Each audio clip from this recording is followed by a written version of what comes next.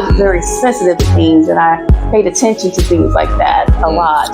And so dealing with a mother who was really mentally ill, a father that really struggled with that and struggled to stay employed, it got really bad. My mother was really abusive at the time. And so my younger brother and I, we were placed in foster care. When I was 14, my two older brothers went into the Job Corps, and they stayed on campus at Job Corps. I don't know how to get books. I was just plucked and put there, you know. So I went the first half of the semester without books at all. Just showing up. And then I was a music major. So let's talk about music major, because where we interview real people telling real truths and stories. The overall objective here is to break the negative narratives that plague our communities and minds. The biggest one we aiming to attack is that there are no more good men and women out here. Stand-up men and women. The men and women we actually need in positions to help change our community for the better.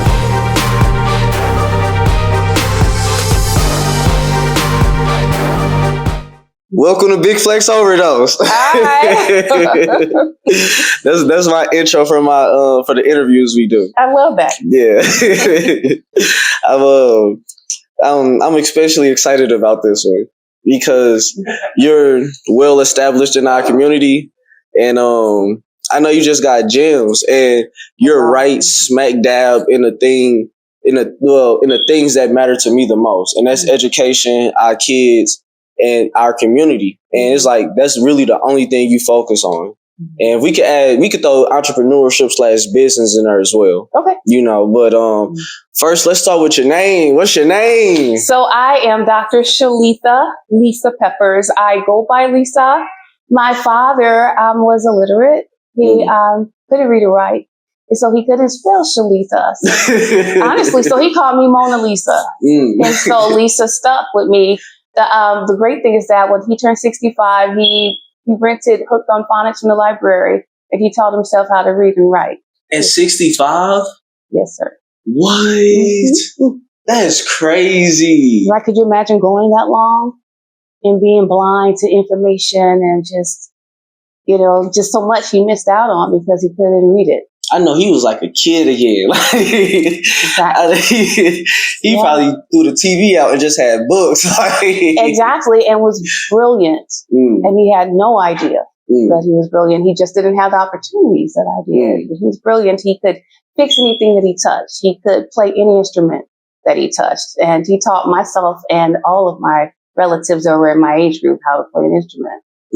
So how can I ask it? Before he really, gained consciousness, that's what I call it.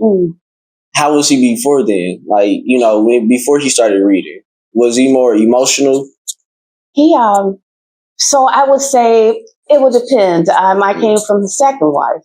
I was his only daughter, and he was very challenged. He tried to survive and support his family, but you could tell he really struggled. My mother was mentally ill, and so you have a young man who had a third grade education.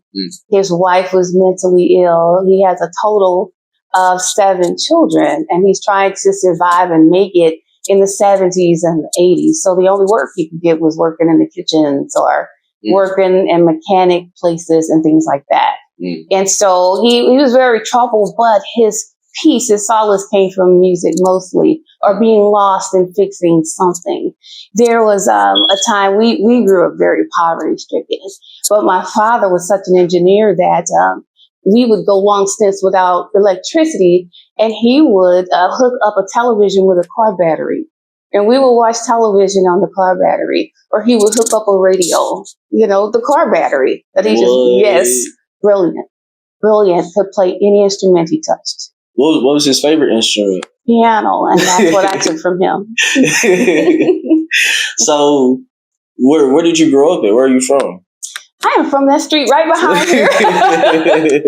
I grew up on Warren on this street, and I used to hang out in this neighborhood with my mother. I used to go to the hair salons. There was an old store called Sobel's, and there was a little boutique where I used to love to get my little dresses for Easter and things like that.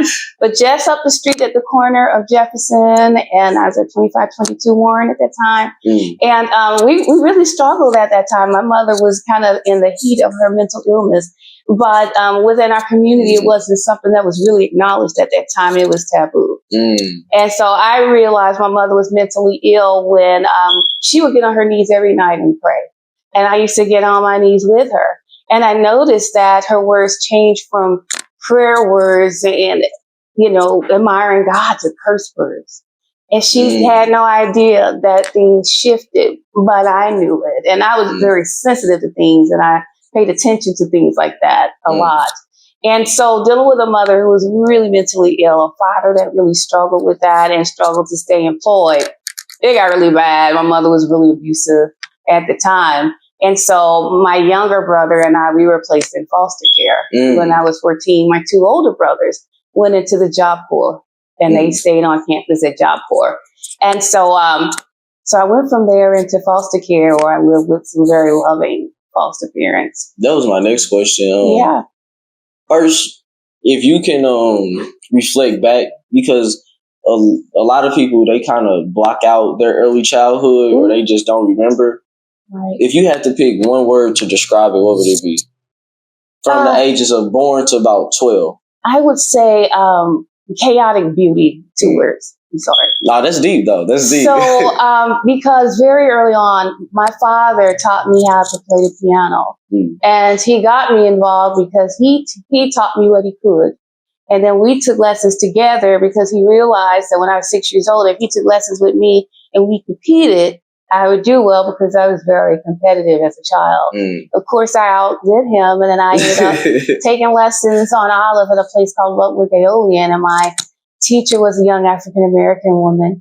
Then she sent me to her teacher, which was a Cuban lady from Cuba, and she couldn't understand how at the age of 9 I could feel and express music the way that I did. So very early on in my life, I was classically trained.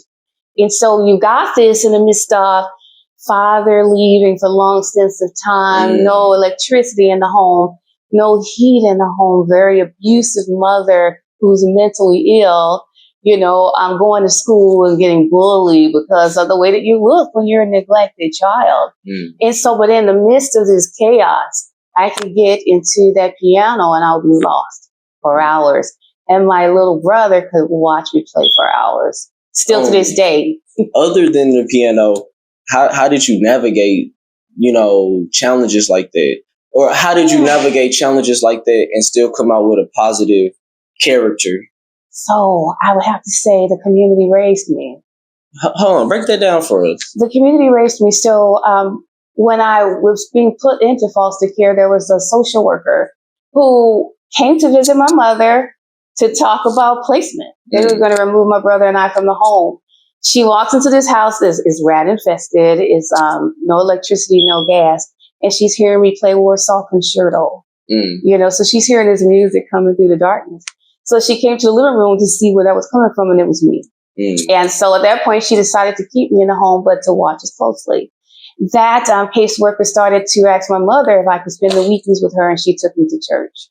And so that's how I started to get my grounding in church and understanding faith. I brought it back and shared it with my little brother. And so she stayed connected with me through it all. But ultimately, the social work institution or whoever her boss was saying that we were getting too close and my mother was getting too violent at the time.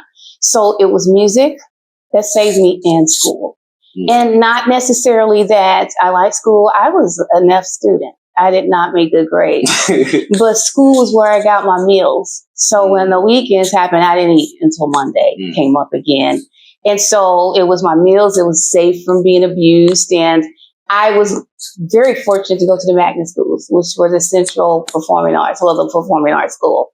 So I started at Shaw, and I went to Marquette Middle, which is now at Curlane, and the Central Visual Performing Arts School.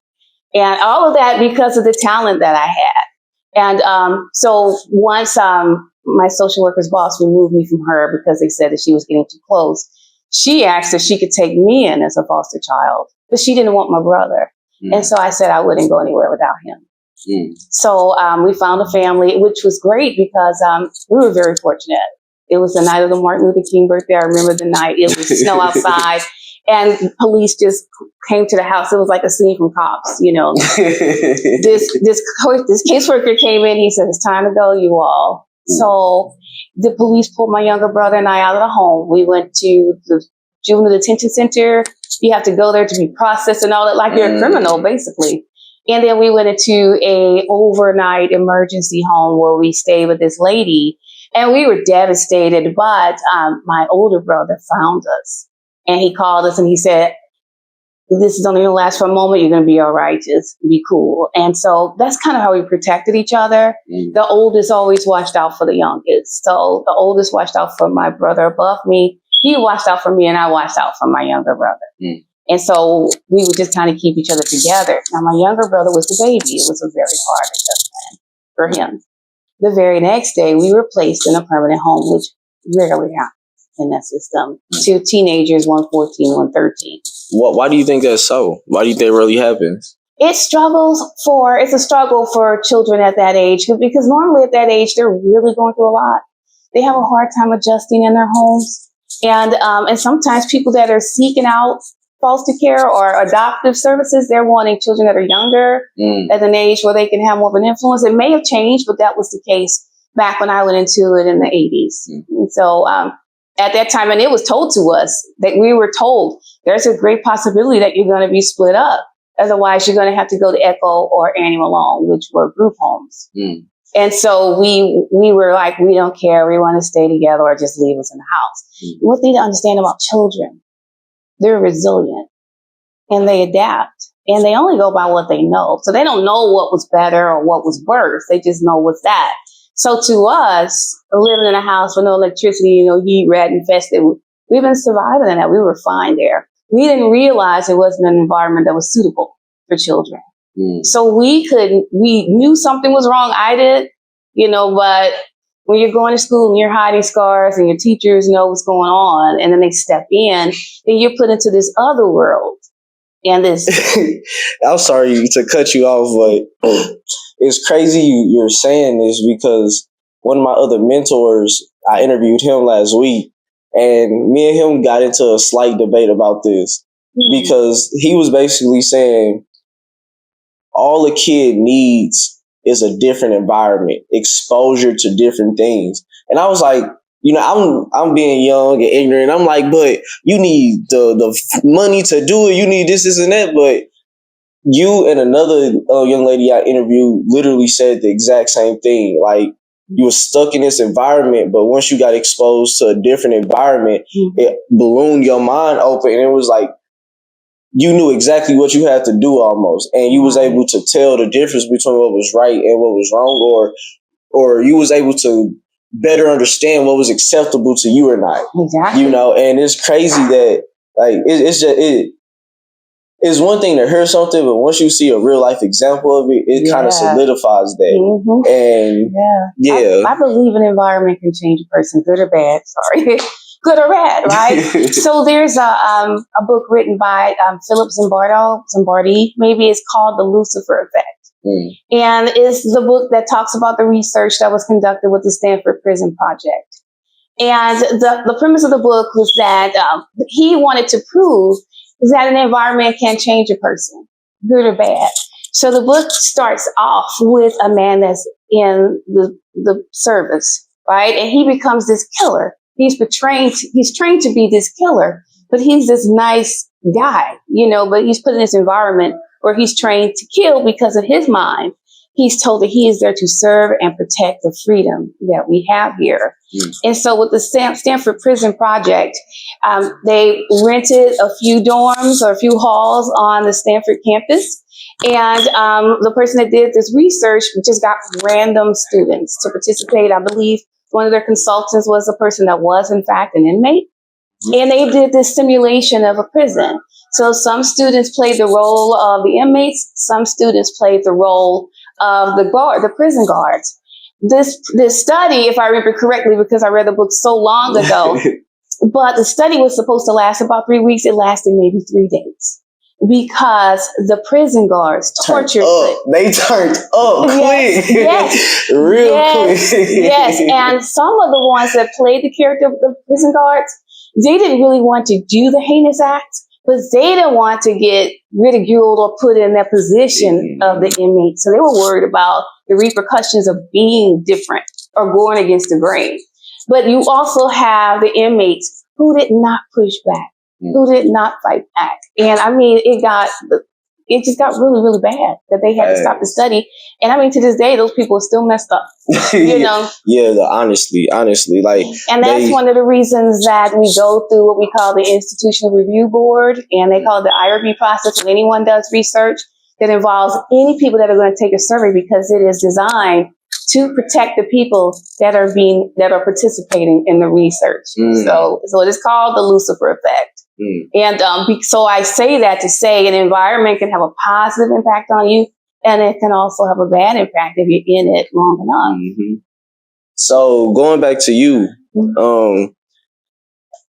how did it affect you as you were starting to understand what your mother was going through? Like, what type of thoughts were you having? What type of outlooks did you end up having on life? Sure. So I was the only girl in the house, so she was the only mirror of who I could possibly be. I thought she was very brilliant. She was a beautiful singer. And there were beautiful moments when my father would play the guitar and she would sing.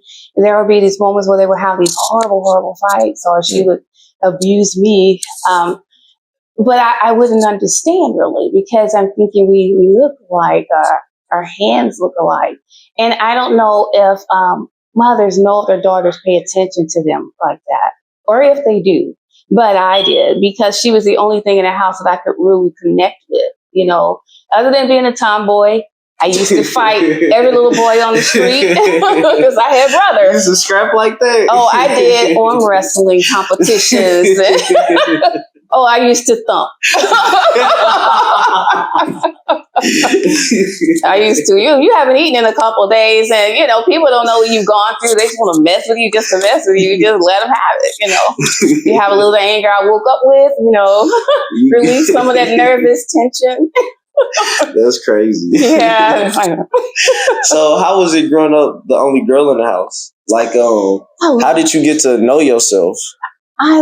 Music. In music, I found femininity. In music, I fell in love. You know, in music, I was intimate, and I was by myself. You know, I watched television to some degree, but I was also a reader. And for me, reading allows me to have out-of-body experiences, because back then, when you struggle so much, you needed to escape. And so I was able to escape into those worlds, like the Nancy Drew books and things like that. I would escape, and I would be Nancy Drew, and I would be gone. If I were to get on the swings, I could swing for hours, and I would daydream, and I would literally not be in my body. And I think that's a coping mechanism that a lot of people that go through trauma go through. They become empaths, because you almost have to be a mind reader so that you can survive. So you have to understand what you're walking into so that you can survive that encounter. And so you become very sensitive and very observant. But you also have a great deal of control of how far you can go out, and you can develop control of what you want to close out, because you just have to develop all of that really long before you even understand it. Yeah, I definitely agree. As you was growing up, what were I ain't gonna give a number. What were some of the biggest things impacting your community or our community when you was a kid? Back then, it was music. Bottom line, you had organizations like the CASA, the Conservatory of the Arts. One thing my caseworker did was she got me connected with them. And there was a young man by the name of Robert Ray. He was a very accomplished musician. He was a conductor at the St. Louis Symphony for many, many, many years. And also being in the magnet school program, being in the performing arts schools, they took the students to the symphony. You know, they taught us about music, literature, and the different genres. And you could choose which art. So maybe you want to be piano, maybe your voice next semester, or drama. I did fashion, I did journalism, I did music. And so it was music at that time. It was really big, you know, the hip hop era. You know, you can be out on the corner, you know, turning some flips on cardboard. Now you might get shot. And, you know, so then you got the community, and then you have the neighbors, right? Our neighbors knew that we were struggling. They knew something was wrong with my mother. And so they wouldn't come in and intervene, and family didn't, because a lot of times I think in our community, we mind our business. We don't really get involved, even if it's looking kind of rough out there. But the neighbors, the neighbors would come and knock on the door and say, is everything okay in there? Or did you all eat today? So the community was really big, but the arts was really what saved me. And that was my escape. So I was grateful that I had it at home, because when I hit the age of 12, my father left. He was gone at that time. And he moved off to California to be with somebody else. So, do you feel like talking about that? Oh, sure. Okay. You don't got to go into it now. We're gonna work our way there. Okay. Type of deal. Yeah, no, I'm okay with talking about that. Okay. Because there's some beauty to it at the end of that story for both of them, and that is something that I'd like to highlight at the very end when it comes to forgiveness and being able to move on. So if I were to just fast forward through foster care, academics was always a struggle for me, and they didn't understand, because I could play very technical, difficult classical pieces.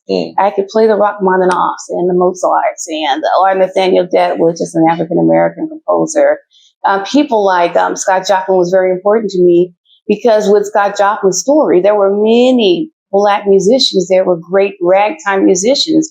The difference between them was that Scott Joplin could read and write, and he could write his music. And so because they couldn't write their music, I believe one man's name was Lewis, I forget his last name, he wrote the song Heliotrope, but it was published by Scott Joplin because he didn't know how to read and write. So education to me was a pathway. It was important to me. To me, it felt like the only way to get to the life that I wanted to have, that I envisioned that it could be. So when I struggled like that, I couldn't understand why. I just really couldn't. And I was a very vivid dreamer, and it could have been because I stayed up all night. I was a very vivid dreamer. And so I couldn't really understand. So when you think about it, I go through K through 5, mostly Fs. And I got pushed along because I was talented. I went to the visual performing arts school. So the arts were all A's, academics were all F's. I go to middle school, pretty much the same thing until the 8th grade when I was placed in foster care. And my foster parents really pushed, and they realized that I was really, really brilliant and loved math. So by the time I got to high school, I was crushing math and trig and all of that, because I loved the structure, and I thought an algebraic equation was beautiful. I loved how it started big and got small. It was just being able to see the beauty in things and patterns. But I still couldn't understand what was going on. Also, school was difficult because when you're like the little smelly kid in class and you're struggling. I struggled with teachers. You've got the students that were bullying and making fun of you, but the teachers did it too. And so, oh yeah, that was different. Like nowadays, you would get fired as a teacher for even saying. So what type of things would they do? Well, I remember being in a social studies class. And this instructor, it was a really bad day for me. I had a really bad morning. I had just gotten abused. And we couldn't wash our clothes or anything like that. And I missed the school bus. So I walked to school. And the students, all of them just made fun of me. And the teacher sat there and laughed and repeated what they said. And then she said, oh, Shelitha, you're a good sport. That's what she said. And so you're building resilience at that. How do you rebound from that when they're supposed to protect you, and now you don't trust them? So how did you rebound from that? It was difficult. I have a way of how I rebound from a lot of things. I'm very reflective. And so I walked away from it and just gave it some thought. And so I would ask myself 2 things, is it big enough? If you just cannot let it go, if you just cannot let it go and it really hurt, maybe say something about it. But if it's something you can move past, let it go. And so in that case, because I had gone through so much, you laughing with the students is nothing compared to you getting beat before you go to school, So I had bigger things to worry about that day. So do you think those type of moments helped or hurt you? I think both. Okay. Because when you think about that and career and growing up, you and then also different experiences change you as well. Because I thought then it made me tougher. I had decided I believed that I could do really well if I had some control. And so I figured that as I got older, I started to get a bit more control. Also, I understood very early on that respect got me a long way and it opened doors. And so if I was the one that said, yes, ma'am, no, sir, and I had integrity, if I said I was going to be somewhere, be there, that opened doors, because then the community said, well, we're going to make a way for you. We're going to open this door. I had people pick me up and take me to school from time to time. I became a church musician, and the church members would pick me up from home and take me to church so that I could play. When I went off to college for the first time, Perfect Strangers sent me $200. So the community started to raise me. And the more I was able to pour out into the community, my music, my gifts, the more the community started to pour out to me. And then they began to navigate my next steps. So I began to trust my family. Mostly is the community. I'm kind of distant from my biological family. And I blame what, I went through, because you grow up so distant that you develop, it's kind of like, you don't really miss what you never really had. You don't know it. So you don't connect with it. But if I lose a coworker friend, that could crush me, because my family is my community. My family is my coworkers. That was the community that I could trust, because my family I could not. So why do you think we don't have that sense of community anymore? I think it's a couple things. I think it's a difference in how we think we should bring our children up. It's a difference in family dynamic. I think there's a lot of mental illness in our community as well. I think a lot of things go ignored. And also, I think there's a lot of pride in there. That's deep. That's deep. Not wanting to admit when you're wrong. Our community, we've been, and think about our community and everything that we've gone through, and think about what I've gone through. I just went through it in the 80s in this isolated situation, but our community been going through it forever. We've been turned against ourselves. We've gone through everything as a community. And so, of course, we're going to be a bit scattered. We're always played against each other from time to time. We've changed a bit in where we used to be a very loving, forgiving community, because church was really prevalent in our community too. And I think we're kind of losing sight of some of that foundation.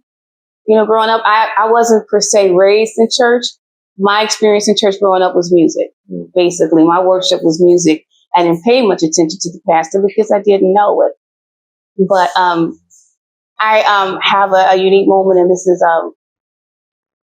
very, very touchy. But I had a moment when I was 11 years old, and I sat on the windowsill. I was in the second floor bedroom, and I was so hungry that day.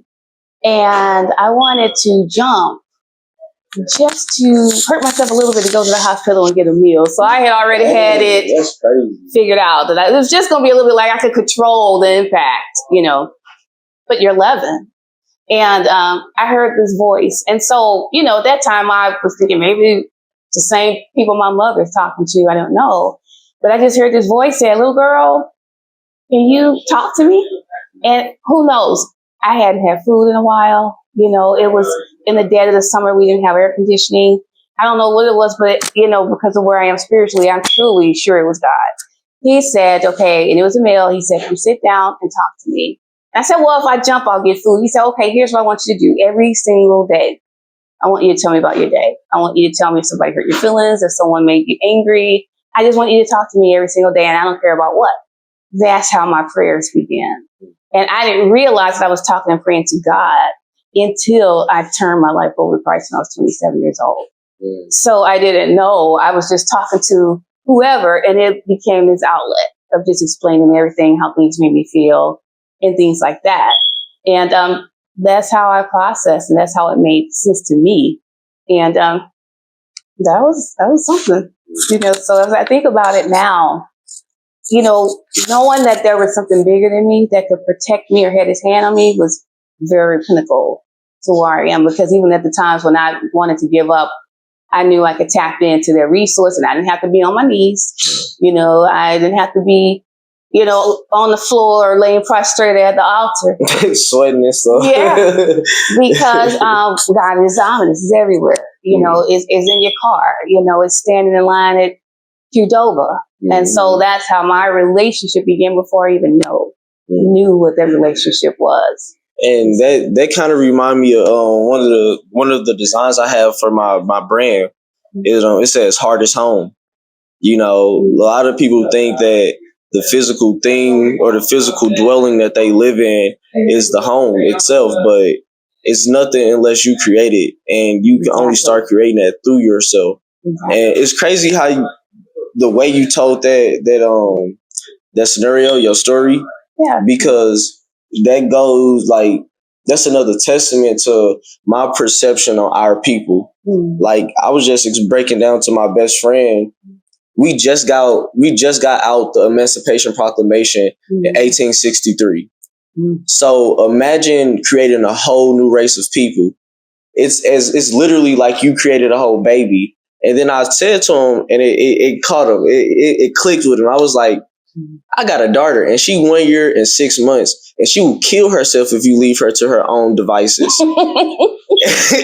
I'm like, I just gotta watch her, or we gotta manage the way she moves until she hits about 5 or 6, and she starts to gain a sense of consciousness to where she knows that stove is hot. I'm not gonna touch it no more. Exactly. Like, and I feel like that's the case with our race of people. We just been out of slavery barely 100 years. We babies to this. Now we starting to hit that 6, that preteen going into mid-teen to where we starting to self-correct ourselves. But we needed that period of self-destruction to see who we was, and I feel like that's what we stepping into, and it's crazy because it aligned with that. It was like I was visioning what you were saying while you were saying it. Yeah. I think what I love about now, what's happening with our culture now is we're giving ourselves some grace, understanding that we are human, and to just be human. We always hold ourselves to such high standards, and we should. We always got to get out there and represent, be at the top of our game, but at the same time, giving ourselves some grace and understanding that you do need to protect your heart. You do need to take care of yourself, because if your legacy is dying out young, you're going to perish. Your entire community is going to perish. So we have to rethink it. And it's also what I love about this new generation that's coming up. What I love about my sons, I tell them all the time, they know how I grew up. They know that I was very protective of them. And when I became a mother, I think that's when the anger towards my parents came out. I wasn't really angry going through it. But when I had my children and realized that it could have been different, all they had to do was love. We struggled. We went through hardship with our children, my husband and I, of 26 years now. Hey, I got to applaud for that one. Shelitha Peppers, if you're out there, you are my soul. You're my soul. We went through hard times, but we didn't hide it from our sons. We wanted them to see how we worked through it. You're broken, all of that. You're tense all day. You're not even you don't have a kind word. There's no I love you. You just like, you stay on that side of the room, I stay over here. You got the children all doe-eyed in the middle. Like, we gonna eat today? What's going on? But we always had this thing at night where we always came together and we watch our favorite show.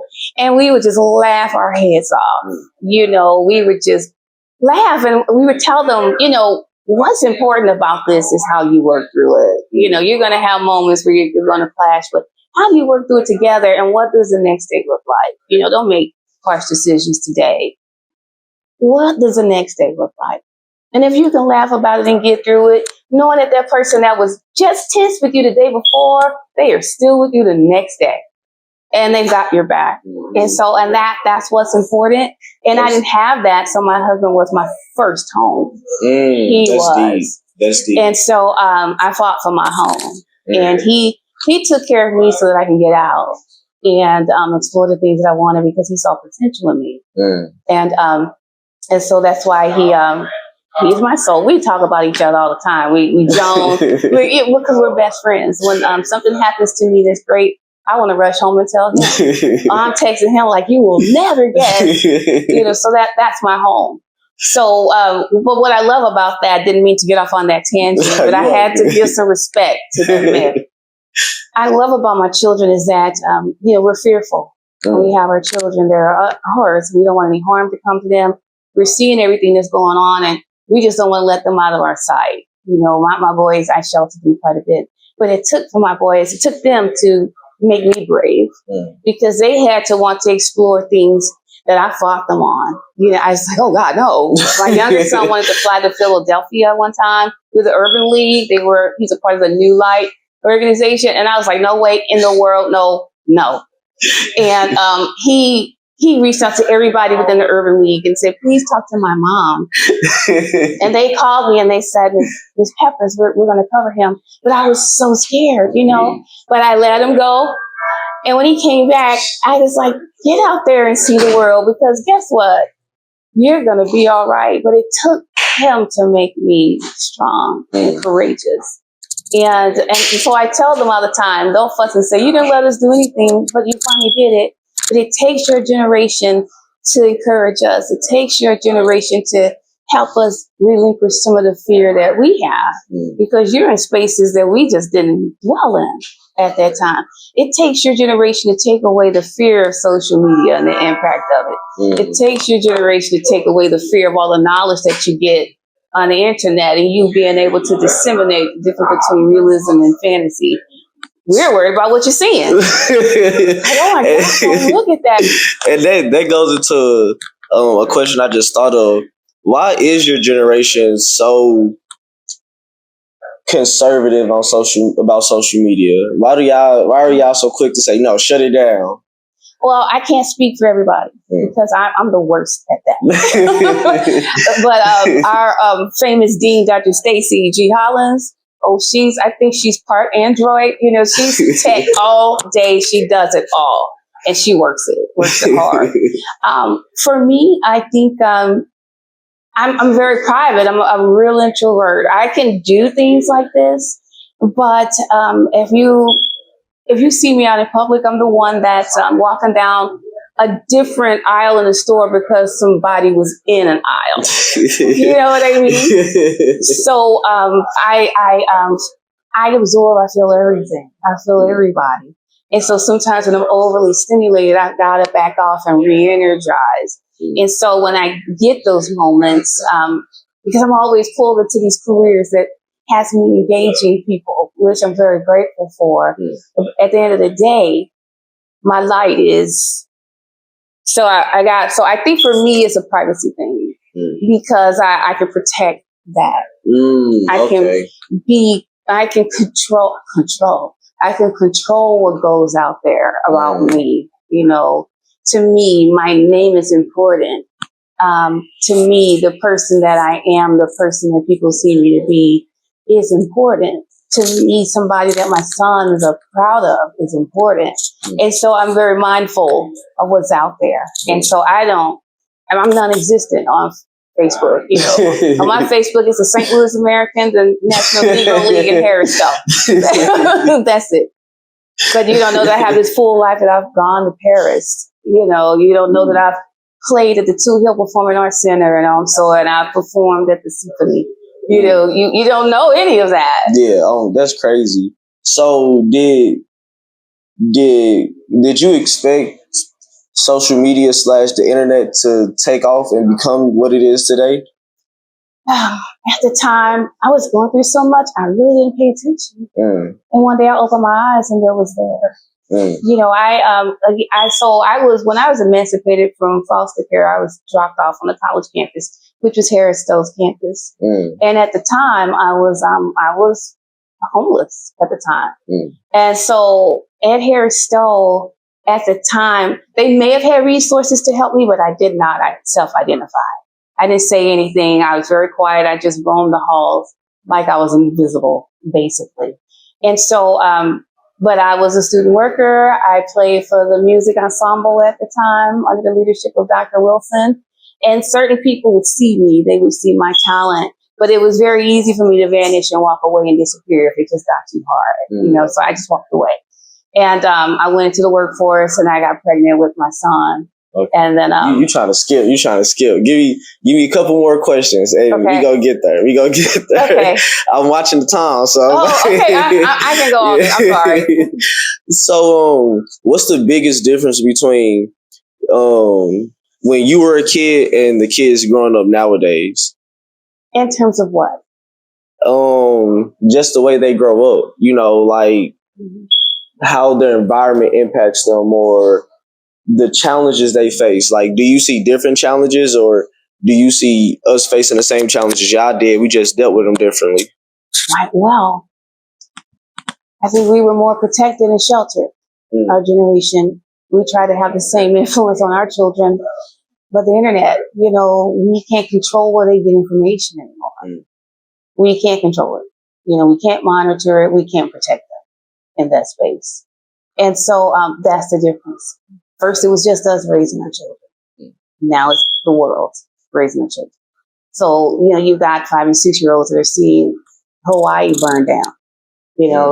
You got, my children were maybe 3 and 5 when the 2 Twin Towers were leveled. They watched all of that play out, but I could still control what they were understanding and what they were getting because it was just on television, really. Now, they'll get it long before they get home. So parents really have a lot.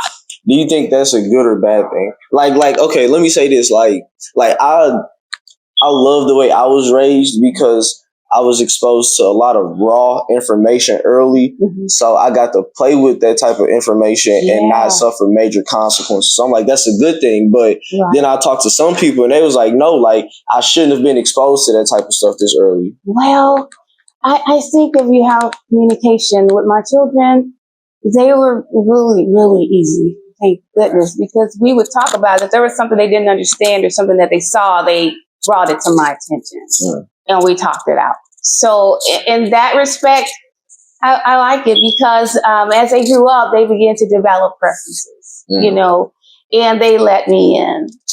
All children don't communicate for one reason or another. It could be that maybe the parents have blocked the lines of communication, or maybe the children feel embarrassed or something's blocking that line of communication, whatever it could be. And I think that's where the struggle's coming from. And ultimately, more than anything, is fear. Fear is one of the oldest spirits in existence. And fear will hinder a lot. And so I think fear can hinder growth. And I think that's the difference. I think we are still a bit fearful. Yeah, we definitely are. And I think is merit behind that type of fear because we just came from a spot where you can get killed just for being born a certain skin tone. It's like that's not just something they said. Like you actually have to fear for that, and to break up out of that and not completely self-destruct. I think I think that's a testament to how strong our people are. True, but you can also be victimized in those social platforms. You can be patterns can get set on you because now people can track you wherever you go. I remember when my son was 11 years old, he was telling me about a man that wanted to help him, my son to help him find a puppy. And so had he not communicated that to me and I talked to him, that's not normal, bro. What? We can't protect them from that. You know what I mean? And so that fear is valid. It is valid. And only thing we can do is communicate and put things in motion, safe words, and get back to that village, So before we move on to teenage years, how did you deal with your bullies? And if you can give tips to another young lady who may be getting bullied, what would they be? And all right, I wasn't gonna ask it, but I have to ask it when people let me know did you fight one of your bullies? I fought all of my bullies.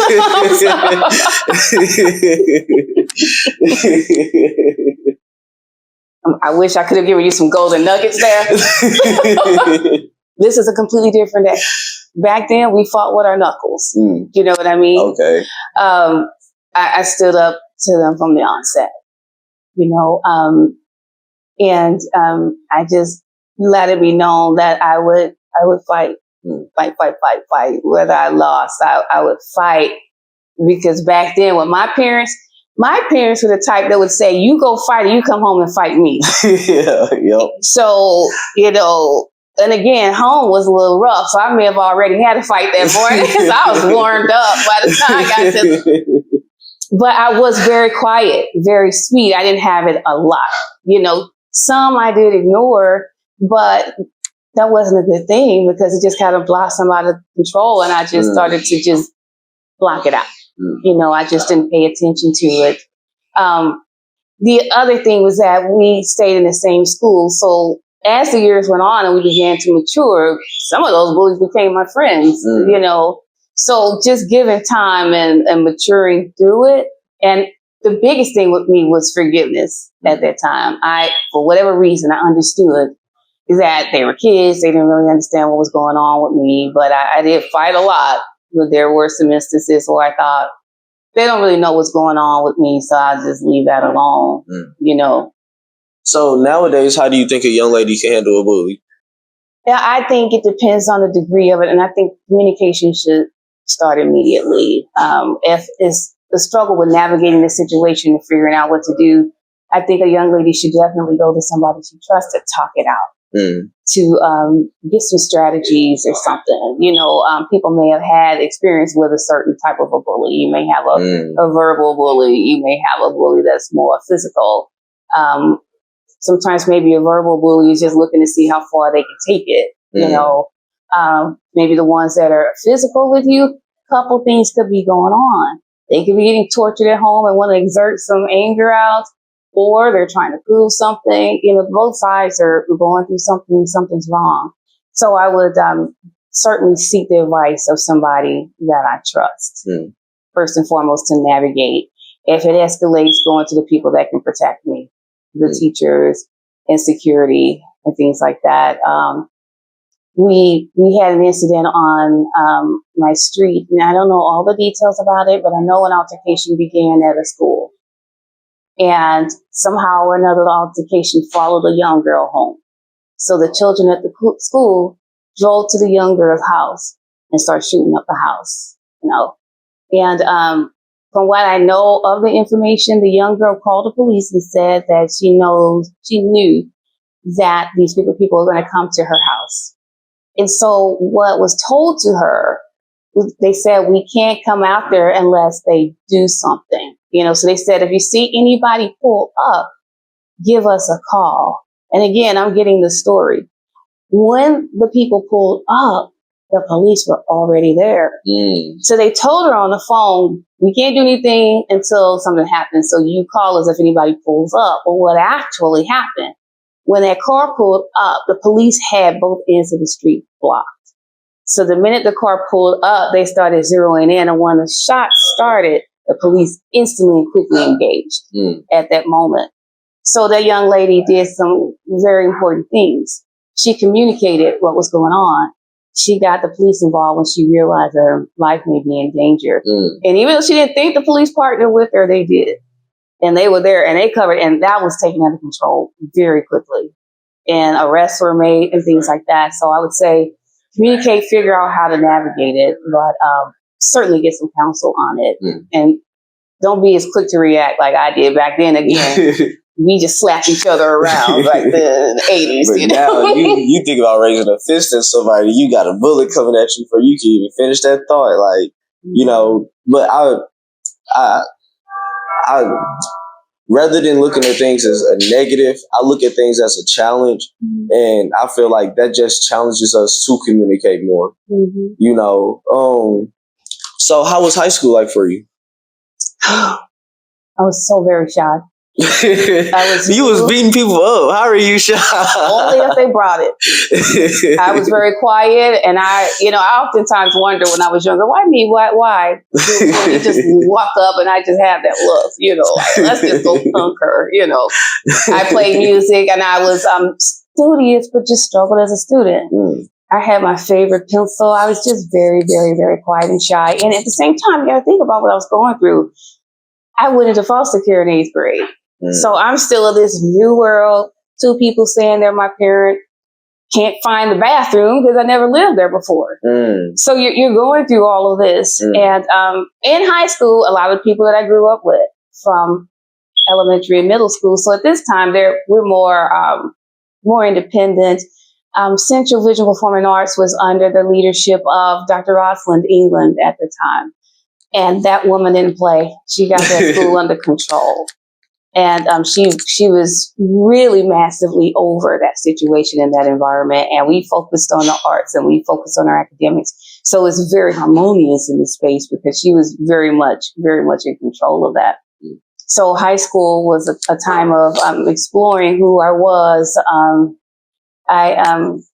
Music, I got even more skilled at it. At this time, now I'm prepping for scholarships to college, and more people are paying attention to me. I've got a couple jobs now. I'm bringing in money. But what's happening in the foster home is that my younger brother is not adjusting, and so we had to deal with the fact of him needing to leave and me stay, because we had to get to the point where we couldn't continue to say we stay together no matter what, we're ride or die. It had to be, okay, what's best with your sister, who's this musician, who's doing well academically, and a brother who was really struggling academically at the time, struggling in the environment and wanting to leave, to go now live with a biological family that began to surface at the time. And so we had to come to grips with that. And that was heartbreaking for me when we separated. But we stayed in touch, and I stayed in the foster home. And so that was junior year. Senior year, I decided to go live with my biological family, which was my aunt, because I thought at some point before I went off to college that I should go live with them or something, but it didn't really work out because now you've got two different worlds, two different cultures, two different upbringings, and it just really didn't work out. It wasn't an environment where school was really, it wasn't really the biggest point or the biggest, I don't know the word to say. I want to say the right word. It wasn't that they didn't care about school. They did, but it wasn't enforced. They don't prioritize. Yes. And so what was enforced was working, making a contribution to this household. My aunt was gracious and taking in a lot of people. They knew they had a place to live with her. Academics was big to me because I struggled so much. It always felt like something that I couldn't get. And so it was something that was in front of me, and I thought, I just want to get it. It was like, why can't you get it? You should get it. Figure out how you can get this. And so I lived with them for a little bit, and came here still. So what would a friendship look like for you in high school? Was it toxic, or was it like the type of person that was complete opposite? Because it's like me, I can only talk to business people. Like, it's hard for me to talk to an artist. If you sing and dance, it's like, look, man, go do you. I'll try to talk about the stock. I'll try to talk about the government. But if I had a book cover, it would be split in half. And one half would be psychedelic clothes, afro, very creative. The other half is corporate. So there's these clashy worlds in me. There's a part of me that has to be structured, and I have to know the next step. And then there's this other side of me that's very creative and free. So I had the best of both worlds. I had friends that were on either side of the spectrum because I could go either way. I used to call myself the chameleon, and really it's adapting to any environment to survive, basically, and to move ahead. How did you go about getting a friend? Like, would you be the person to introduce yourself, or, well, you said you were shy, but like, what would that interaction be like? Did they really have to earn your trust, or? Most of my interaction came from music. They would hear me playing, and they would approach me. They was like, I need to be her friend. I got an interesting question. And again, I'm going to keep apologizing. I'm sorry to cut you off. No, you're fine. This is your space, and I hope I'm giving you what you need. I feel like I'm getting in a really, really deep, but I wanted to be honest and open and really support what you're doing here. I really admire it. And that's what I'm looking for, that deepness, because that's the authenticity of it. And that's what I'm looking for. Because it's not about me. Is if this video can help, if this interview can help one person change their perspective, then it was an accomplishment, because it's nothing for us. This is a conversation we would have had either way it went if the camera wasn't here. Right. We just got it on camera with amazing audio. So, so I mean, but as a musician, how deeply does music impact a person's soul? So I used to own a business, and the tagline was "Music sings to the soul of man." I use music to heal myself a lot. I go into this space, and I could just escape if I just need to be healed. If I hurt, I could play and heal. It filled me with energy, and it made me come alive. It also became my cocoon, my hiding space. And so I, even with teaching music, this it really also explains how deep it can be. I taught a lot of students, but I had a great deal of success with boys. Could be because I understood them. I had brothers, I had sons, but music, it just kind of tames, or maybe that's the wrong word. It brings you in. Harmonizes. I think it gets your attention, and I think it's universal in any space and in any part or any capacity.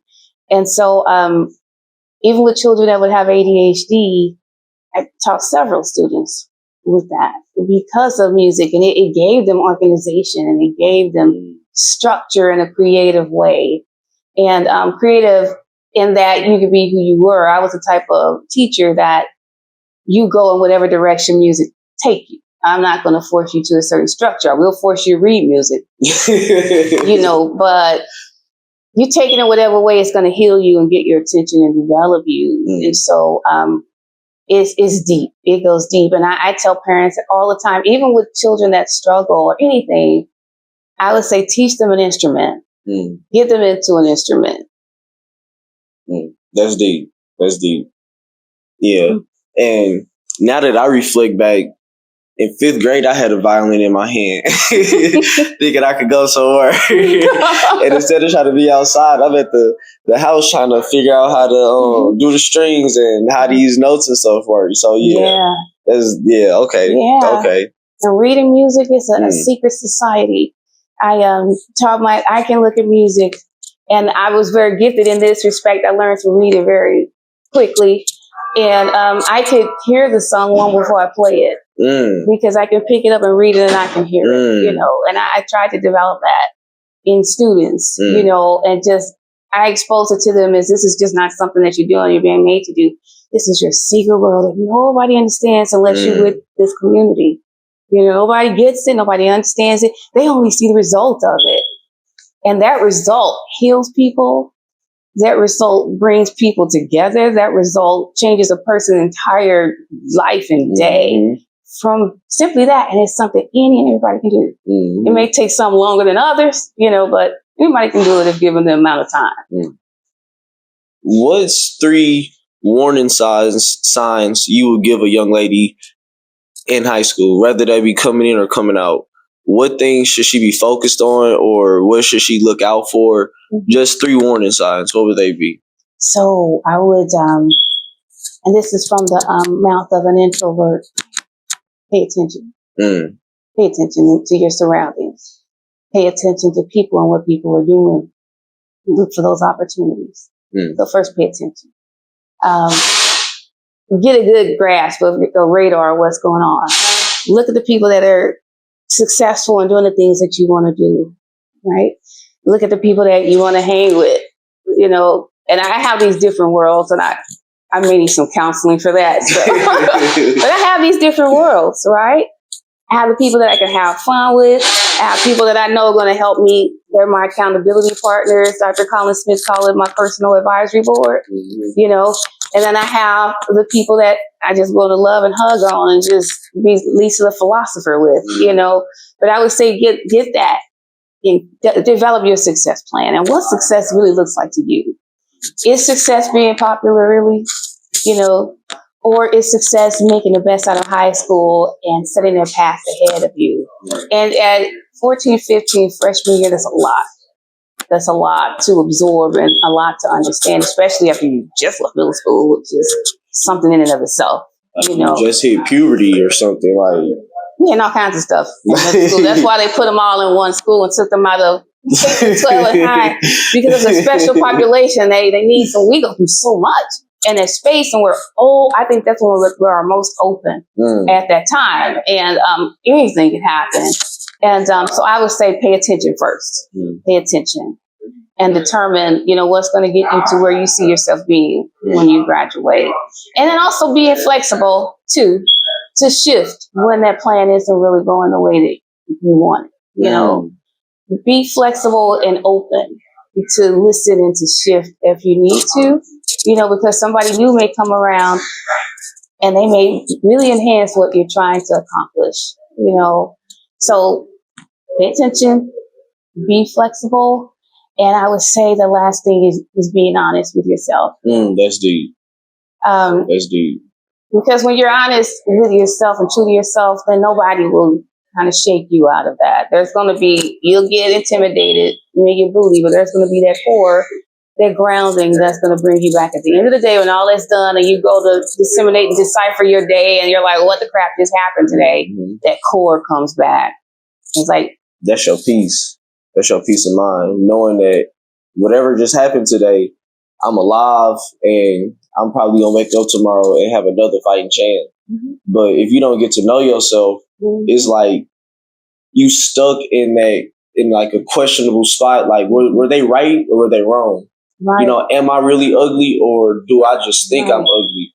But, once you spend time focused on yourself and focus on the things you may like or may not like about yourself, then you can start adjust, maybe fix some things or change some things. But at the end of the day, can't nobody shake you. Like my dad always told me, get a pole and stick that pole in the ground. And no matter where you go, that's your base. No matter how far you wander away from that pole, you always gonna know who you are with that pole. And it helped me a lot, Yeah, that's great. I love that, and that's true. And what was so important, what you said, was your father.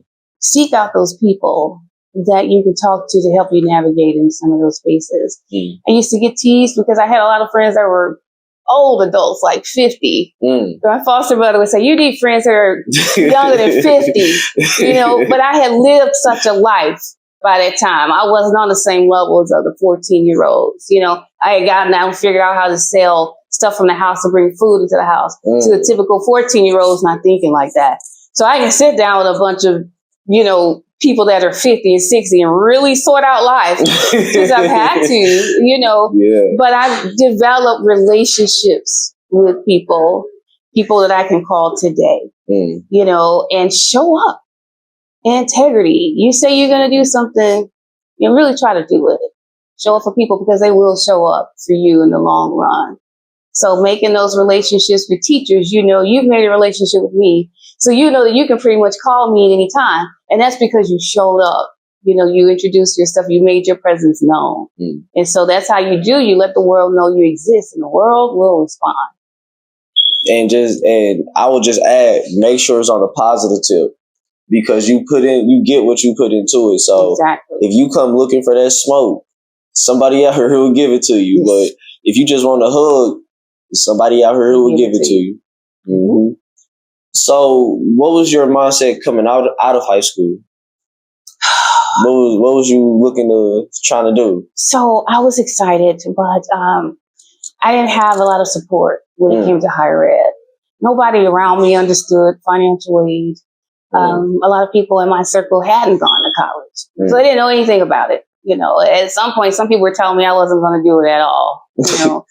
So hated. And then I was this talented musician. I wanted to go away, and I did. I went away to Carbondale and instantly flunked out because academically, I was still in foster care, but nobody really understood how to help. I didn't understand that when you're in protective services, you're automatically considered an independent. So the funding that you receive is different from a dependent student. So a dependent student is anybody that's under the age of 23 that doesn't have children that are not married. Independent is anybody who has children, who are married, and who have grown up in protective services. That's anybody that's received welfare, anything like that. So your funding amounts, not the grant, that stays the same. But the loan amounts are much higher because you're considered an independent. And so when you're there, you don't need the tax information of anybody else. And so nobody understood that. They didn't even understand how to fill out the FAFSA. So nobody could navigate it. So when I went to Carbondale, you got the whole rigmarole of financial aid. And that's where the discouragement came. because I was ready to go, ready to change the world. I got a scholarship for music, and I get there. I'm in this world that I don't know anybody. Nobody can really guide me or tell me anything. The music department has expectations of me, and yet I don't know where I'm living. I don't know how to get books. I was just plucked and put there, you know.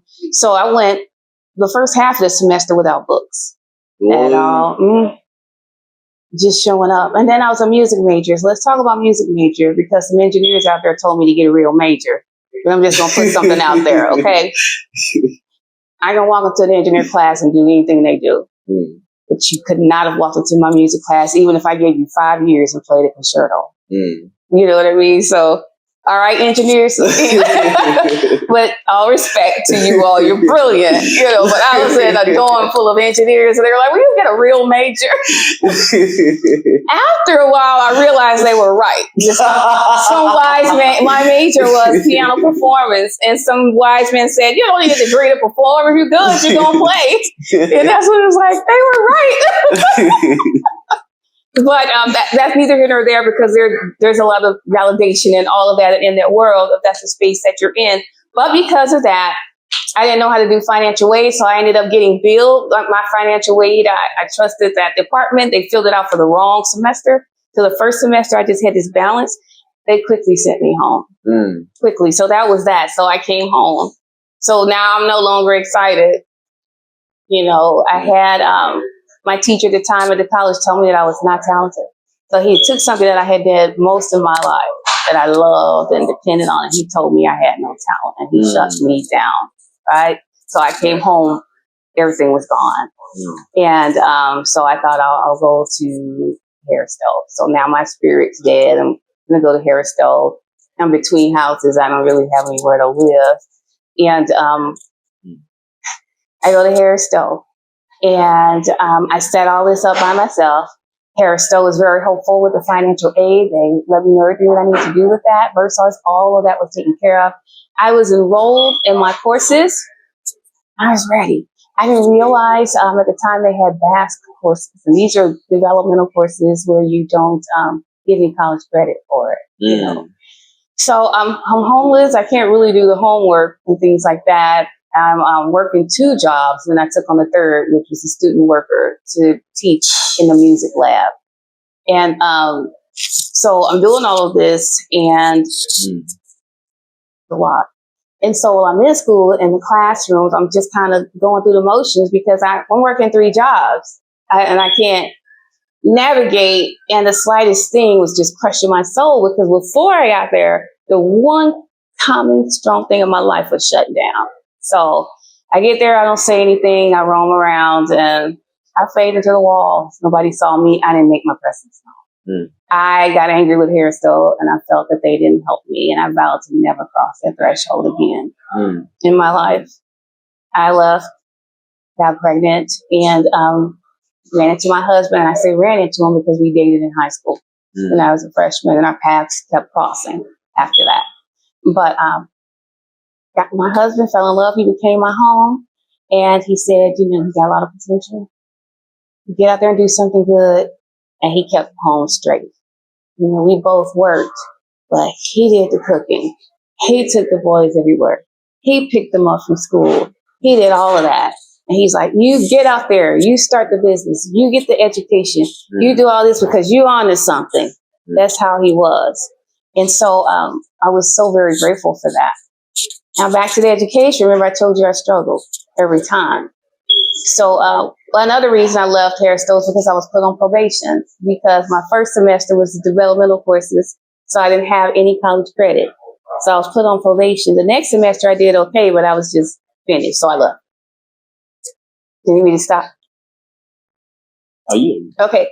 So all that, but also keep in mind that I'm thinking that I'm dumb. I'm thinking that I can't do anything academically. At this time, I'm thinking I'm going to flunk out of every academic institution that I go to. And when things changed for me was when I was working at the St. Louis American. I was a sales rep there for many years. And I decided to go back to school. And I went to Fonfon, which was offering accelerated programs at the time. And my first day in that class, I'll never forget the day, was May 13th, 2003. The lady's name was Carol Dillon. And she asked everybody to introduce themselves. And I introduced myself, and I said, I flunked out of every college I go to. I'll probably flunk out of this one. And she just stopped the class, and she said, did you know that people learn differently? And I was like, no, what do you mean? She said, people learn differently. And she said, I want to talk to you after class. And so when she talked to me after class, she said, what do you do? And what do you love to do? I said, I love music. I play, I'm classically trained. I can read. I can start reading all that. She said, okay, well, take me through the steps that you do to learn a new song. And I tell her, I said, well, I read it. I don't do any work. I just read it to get to know it, you know, and I highlight parts that I think that might challenge me, you know, and then I start from the back, because normally the hardest part of a song is near the end. And so I start from the end and take it to the beginning. So I make the journey harder to easy, you know. And so she said, now we're going to learn how to do that with your studies. And she spent the time with me. She also asked me which was my most energetic time of the day. I'm a night owl. I was a vivid dreamer. She was like, you don't need to take anything at 8 o'clock in the morning, ever. So all of my classes were at night. Also, I realized that in a 16-week course, I would flatline in 8 weeks. So she said, okay, so you're losing interest. So you need to do something that's more accelerated. So I realized out of that one conversation that I do well in the evening, and I can do a lot in a short amount of time. 3.5 GPA with that bachelor's degree. That first conversation changed my story. Now think of all the teachers up until then. All the education environments up until then. That was the one conversation at 31. So all those missed opportunities, you know. That's crazy. 3.5 BBA, 3.9 MBA, Master's of Science in Tech, 4.0, doctorate, 4.0. You was not playing. Okay, because it couldn't have been one thing. It had to be a mixture of finding your husband, thinking about the future of your child, and then finding somebody that can believe in you. But do you think all of that would have happened if you didn't have that triumph to get over? It's like the most important thing to you got stripped away, and you had to figure something out, you know? Yeah, and it's something I still struggle with today, which is so weird. Feeling worthy of it. You know, I didn't feel worthy of that bachelor's degree until I got it. So then I'm like, okay, I'm worthy of education. I'm going to crush it. You know, then it's, okay, I didn't really feel worthy of my career. You know, but then I got it and like, hell yeah, I'm worthy. You know, I wasn't really worthy of being a mom, but that first one lived through the first year. I'm pretty psyched about that. I can crush being a mom, you know. So it was understanding. So each level, understanding that you're worthy and you're more than enough, because all you have to do is show up. Just show up. Yeah, because results not only show other people that you stand by what you say, but it shows yourself. And that's more of an energy source than anything. Like I used to like to, when I used to work multiple jobs, I used to go straight to energy drinks. But then I started to realize, like, it's small pockets that you get when your most tiredest, that if you amplify those, then they start to regenerate you, you know. Right. And it was like, I think I said that word right. Regenerate. Yeah. Regenerate you, you know. And I realized you don't get that through hard times. You know, so I'm not saying go out there and look for hard times, but when they come, just know it's a rainbow on the other side of this. Exactly. You just got to push through it, you know. Exactly. I just had a conversation with someone. We talked about grit and whether or not it can be taught, grit and resilience. And I think that it can, because the environment is what shows that. Grit is just something that a lot of people have a bunch of textbooks out there and videos out there, you know, but you just show up.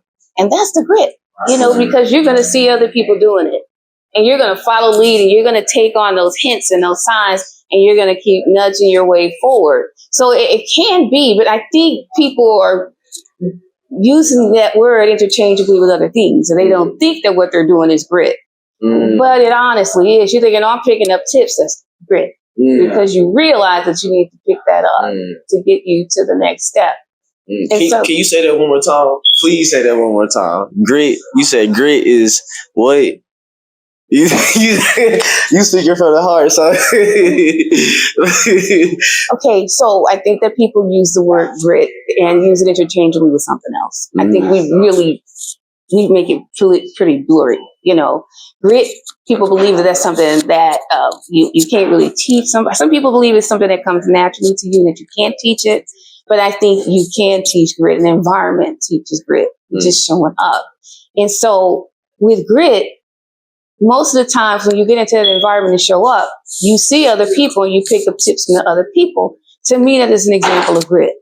Because what you're doing is you're seeing what other people are doing to get to that next step.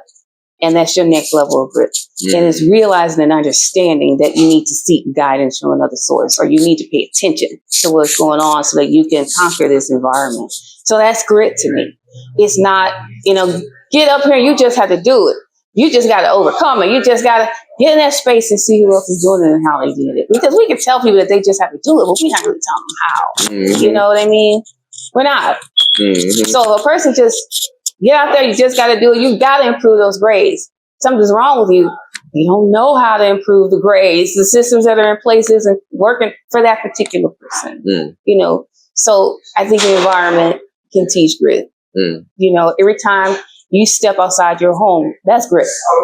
You get out of the bed, that's grit. That's it. And the world will open up to you. Did I say it right? Yeah. Okay. I can tell you put a lot of pressure on yourself. I do. Even still to this day, I'm very calculated. And again, think about how I grew up. I had to manipulate and operate in these environments where I had to prove and be pleasing to people to stay. I had to be pleasing in the sight of my mother to not be abused. I had to be pleasing to my foster parents to stay in this environment. I thought, they were very loving people, and the children are still my brothers and sisters today. The foster children, they never call me foster anything, in the job, I had to be this person and overachieve to feel like I deserved to be there. So it's this constant fight. And so I'm struggling to get to the point where I can stop fighting and knowing that I've been here a long time ago, but there's still that fight. That's still like, no, I got to do this to stay worthy. I got to do this to stay because there's always some condition on this situation. And so I think it has a lot to do with people, maybe people who didn't really have to do anything. Everything was just put, it's a blessing, and it's not a curse. It's a blessing, but knowing how to use it, if everything is put there for you, use it and become powerful. Become powerful. And make ways for the ones that don't really have it like that. Because the game, people like to say the game is sold, not told, but I like to say the game, if you share the game, then you can never be lame, because people don't like the person who want to be the gatekeeper. Like, if you can identify somebody as a gatekeeper, you can also identify them as being lonely. Exactly.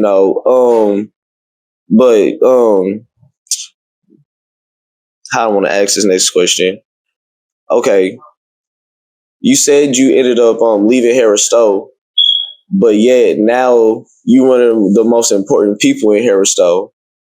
How? That story is so beautiful. Because I was upset with Harris Stowe, right? Did I mess it up? No, I did. I kicked it. Okay. But you good. This is authentic conversation. I was upset. And, much like most students are, right? You leave an institution, you don't truly understand the dynamic of what happened. You're just into what you're into at the moment and what's impacting you. And so everybody's to blame. So I left the institution, I got out here and I made it happen. And I worked in higher ed for a very long time. I worked, after I got all my degrees at Fontbonne, they asked me to teach there. And then I became the manager of the faculty there. And then I went to Western Governors, a fully online university. And then I went corporate for a while. I wanted to take in some of their strategies and build that acumen because I realized that I had some talent in that space. I was happy in corporate. I finished my doctorate degree. And remember I told you I keep my friends? My friends from Fonbonne are still my friends today. I reached out to a friend of mine and I said, I think I may want to come back to higher ed. Would you take a look at my resume and let me know if it's okay? And she said, I will. And next thing I know, Dr. Stacy G. Hollins called me. She said, I need you here. And I said, okay, but I've got to be able to make an impact. And she said, you come here, you stick with me, and we're going to do some things. It's been phenomenal. One funny thing was that, we're on the third floor. The music rooms and all of that, and the music lab is on the third floor. Yeah, it is. I forgot that. I walked down the hall one day and I said to myself, I really wish that I had a piano in my office. I wished I could go play the piano at any point in time of the day. And something in me just said, look to the right. And I was walking down the hall. And right there, those were the rooms. Trophies, the ensemble won when I was there. Was still there in that room. Everything. And then the facilities people gave me a key so that I could always go in there and play if I want to. That's crazy. It's such a beautiful thing, and being able to make an impact and connect with people like you all. One thing I tell students all the time is don't suffer in silence, say something. If you think you're walking around and you're invisible, I see you. People light up like that for me. I see them. And I'm going to reach out to you. Right? I see you. We all see you. But don't suffer in silence. Say something. And I'll always say it, the world's going to open up for you. That college is a loving environment, unique from all the other institutions I've gone to. And the other institutions have been amazing. But this connection here, there's a responsibility. Yeah. You know what I mean? We believe, we lose a student, we're upset. It's like losing a child. That's a part of our vein. So it means something to us. And we're still an institution and we still have protocols and policies and things like that. But there's just this level of love that's there that we can express to a certain degree, but it's there. And when a student reach out, we break our necks to make it happen. And I vouch for that. Because I was debating real hard last year if I was coming back to school. And every professor I talked to was like, you need to come back. like I didn't have a choice but to come back. And everybody was like, we got this resource, that resource. And yeah. How long have I been trying to give you scholarships?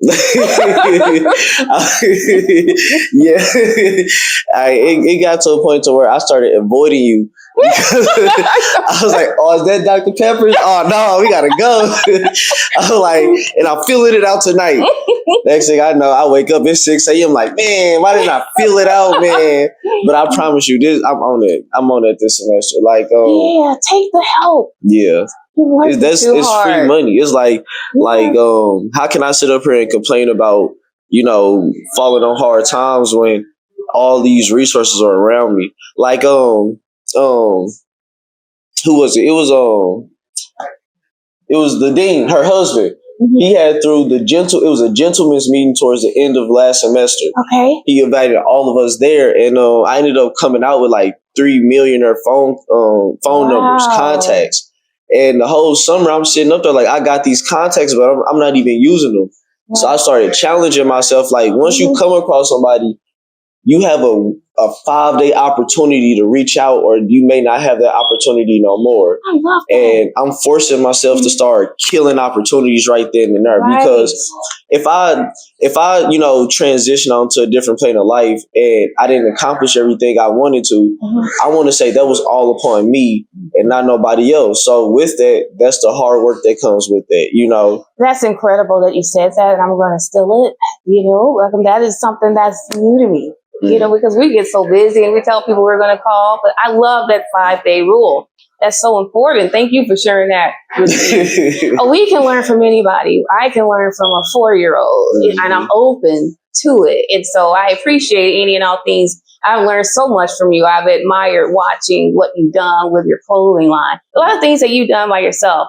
When you showed me your business plan and showed me how you had your day packed and planned, from the beginning to the end, that's remarkable. It's a remarkable gift to have. Anything that happens before noon, I can't be held accountable for. But you have it planned out. So you're teaching me, and we're in an environment where we learn from each other. The dean learns from me. She teaches me so many things. The president, she learns from us and we learn from her. And so we're this very environment that is just full of this energy of giving and support. You're not going to find that in too many places. It's like this vortex. When you walk in there, you sucked in there, you know. And we're really, really hoping to continue to do good work and expand it and build this legacy. And so you are part of the legacy. The people that you help through your leadership becomes a part of your legacy. And then they build their legacy, and the people that become a part of their legacy simply because of the seeds that you sown out there into the community. So it's so much bigger than who we are. I can't wait to see the city in 5 years, you know, but I got 2 more questions for you, and I'm going to get out your hair because I know you got some stuff to do. Yeah. But it's a lot more questions I have, but this first part is just getting to know you and seeing how you grew up. So like if you accept the invitation for part 2, because I'm definitely inviting you on for part 2. Absolutely, okay. It's more so gonna be triggered towards our community and triggering our community to grow and really trying to figure out what we need to be doing. You know, like that's what I really want my theme to be of this this podcast / interview. Is just I love listening to people's stories. So I had to figure out how to incorporate this. So that's why like you'll see me talk about this part of your life and then ask a random question. And then 2 or 3 questions later, I'm coming back to almost that exact same part. Right. You're really gifted in this space. I didn't know where we were going to go today. But my second to last question. What is the biggest critiques you may have from my generation? What do you think we can improve on? I don't have any critiques. Okay. I think I have, I want a good word for it. Critique isn't that way. I think the word critique is perceived a certain way. I think I have something to share with your generation. And I find the generation to be very open, but also very closed. Open to new ways of thinking, new thoughts, open to diversity, open to just so many things. You're so courageous, and that this generation is brilliant, brilliant, brilliant. But closed when it comes to receiving advice or guidance. You know, I think because it's the parent or as a teacher, you know, because we're brought up to just listen and obey, you know, but there's something there. And so it can happen on both ends. The people delivering information could maybe say, I just want to share something with you. Take it and do with it as you will. You have that freedom. But I would say, just be open to it. And don't be combative. Or if it comes out wrong, sometimes in communication, people may say things and it take 50 definitions to get to it. I can describe the word black in 50 different ways, you know, and it may not sound right for you in the beginning, but by the time I get around to it, it may make all the sense in the world. So open, patience, you know, give people the space to get it out, you know, because you all want space, you know, because there's going to be so much growth and connection in there and opportunity. So I would just say be open. I find it sometimes with my sons, they're like, that's just one more thing you're telling me to do, you know. But they've come back to me and they said, if I had listened, you know, I would have had to make that sacrifice, you know. But we're in life, and keep in mind, you're going to do this to your daughter because you're going to try to keep her from doing everything you felt that you did wrong in life. You're going to try to protect her from it every single day. So when you come and try to tell her anything at a certain age, she's just going to block it. You know, the wall is going to come up, you know. So maybe, you know, share it how you can receive it. People receive things a bit differently. So that's one share I have. Did you say 2? No, it's as many as you know want. But that one, I definitely get what you're saying because that's something I'm working on literally right now. Like I get so tough, and I was breaking it down to my business partner because he's coming across a lot of millionaires from working with House of Vision here. Like, I think I got a contact list. Right. He got some big hitters on his.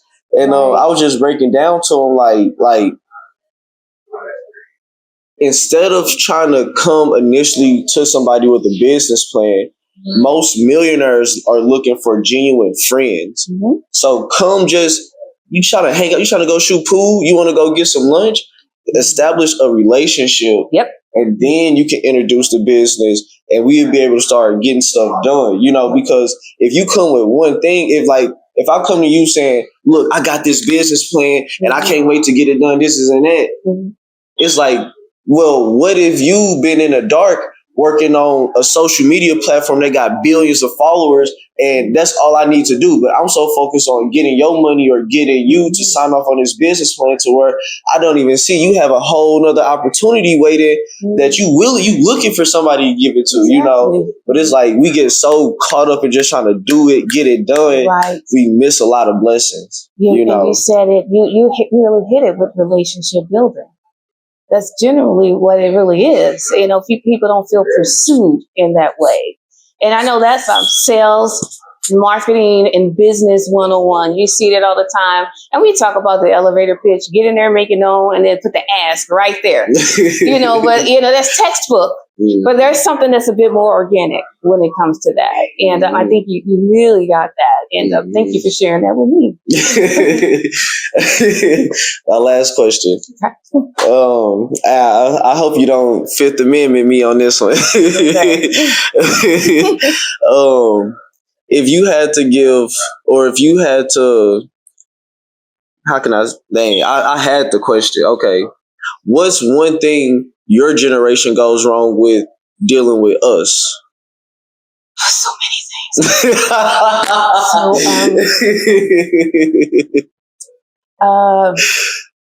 So many things. And I can really only speak to what I experienced in my interactions with students and my interactions really with my sons, who really inform the interactions I have with the scholars. I would say that we're closed. We're closed. We knew what got us through. We know what gets us there. And there's some things that are true to form that we should do. But I think we should also be open to hearing your generation out. You all have insight it's amazing. It's very insightful to me. I like to think of you all as divergent thinkers. You think outside of, and I'm not going to even say box because it's really cliche, but I think there's also a sixth sense there. You all have survived in this environment that is all you know. And so you can really help us navigate it better. And so I think that we should be open because you all can alleviate some of that fear we're feeling. We're fearful. We're fearful. We're about to reach retirement right now. We're fearful that we may not have made the right decisions financially. We're fearful with your generation and what's happened to it, in terms of the anger and the disputes. The conflict resolution is even different now. We're fearful. And we need to understand that you came up at a different time. And times that we're not even open to because don't like social media. So I don't understand your world. So, but I would say we should be more open and allow that openness and the communication to help alleviate some of that fear that we have. And again, I am just speaking for me. Most people are not like that. But I would say in my case, and also, I've endured a lot. I've overcome a lot. And I'm empathetic, but I do give tough love. And I need to be mindful of that. Everybody's story is different. And people need help and resources in different ways. And sometimes I do it to my sons. Oh, what kind of problem do you have? Pull it together. But I don't understand his life, as he would say. I saw the sarcasm on your face. Right. I understand your life. I was there, but I don't. You know what I mean? So just the open, the communication, and this dialogue that you're presenting right now, giving us this space to come and hammer it out and help us understand where you are and how you are perceiving and see things, and giving you that room without judgment. Exactly. Yeah. And I definitely agree. Especially when you said scared of the decisions they made financially. Like, I think that's the biggest thing that the elders in my in my family, I feel like that's the biggest thing that they beat themselves up about. because when you look back and reflect, y'all came across billions of dollars, and it was like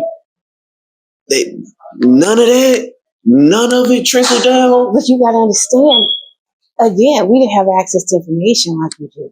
So the way that you all get on stock trade, my son is trading stock and has cryptocurrency and all of that. He gave me the book Rich Dad Poor Dad. You know, my younger son, right? You know, and so my husband and I are reading the book. We didn't have access to that. We had to go by what people were telling us. You know, and then there was.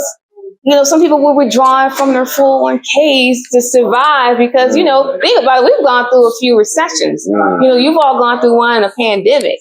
But think about everything that's happened, you know, things that we believed in. You got the Enron scandal, you know, where people lost their pensions and their life savings. So we were vulnerable to organizations and that promise that they gave us.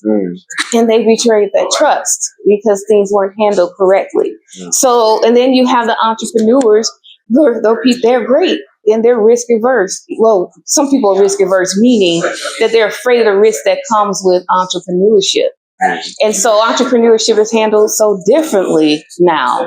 But again, I would just say that it's all a result of the information that we were able to have access to at the time. Back then, we had to go to the library and go to the Dewey Decimal System and read a newspaper and had to wait on Thursdays for the St. Louis American to come out. You know? And that's to answer one question. Now it's like we can answer 10 questions at one time, you know, but okay. Yeah. See, so give us a break. Yeah. See, that's why we need this dialogue, because just like how you may show tough love, I'm hard on the elderly, especially now. Like I feel like I had to figure some stuff out. I'm like, look, you put your work in. Let me do what we need. But it's like we can always learn from each other, you know. But okay, we came to the end. You know, went over about 5 minutes, but that's what a good conversation to do for you. Well, thank you for this opportunity. I'm really grateful. Oh yeah. And I'm excited to make you proud on how I grow this platform, you know, because I'm doing it in a certain type of way, and it's only for our people, and it's only to make people like you that come on here look good, you know, because a lot.